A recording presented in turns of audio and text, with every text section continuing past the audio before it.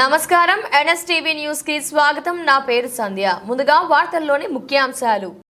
విద్యాభివృద్ధికి కూటమి ప్రభుత్వం విశేషంగా కృషి చేస్తుందని కొత్తపేట ఎమ్మెల్యే బండారు సత్యానందరావు వ్యాఖ్యానించారు. గురువారం రావులపాలెం ప్రభుత్వ జూనియర్ కళాశాలలో జరిగిన మెగా పేరెంట్స్ మీట్ లో ఆయన పాల్గొన్నారు. భావి భారత పౌరుల భవిష్యత్తు బాగుండాలంటే విద్యే పునాదిగా నిలుస్తుందని ఆయన అన్నారు.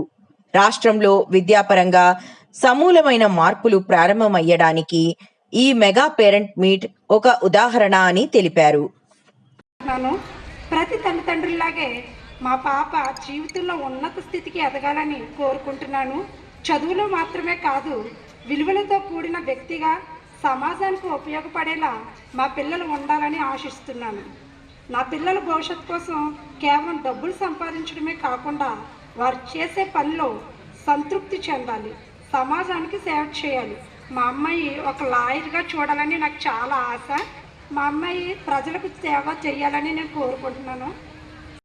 ప్రభుత్వం ఒక్కరికి ఇచ్చింది అలా కాదు, ఎంతమంది పిల్లలకు ఉంటే అంతమందికి పిల్లలనే మాట ఇచ్చారు. మాట ప్రకారం ఈనాడు కూటమి ప్రభుత్వం నెరవేరుస్తూ ఉంది. ఇవన్నీ ఒక ఎత్తు. ప్రభుత్వాలు చేసి వాటితో చదువులు వచ్చేస్తాయా, ఉద్యోగాలు వస్తాయా, పిల్లలందరూ క్రమానుగా పాస్ అయిపోతారని కాదు. అవి ప్రోత్సాహకాలు, మీ అందరికీ కూడా సపోర్ట్. అది తల్లిదండ్రులు గమనించాలి.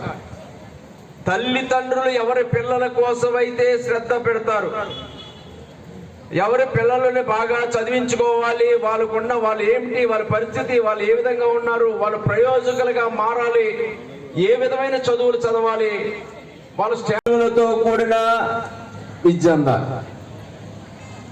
అదే రేపు పిల్లల భవిష్యత్తుకి పునాది. రేపు వచ్చే సమాజం వాళ్ళు, ఈ భావి భారత సమాజం బాగుండాలంటే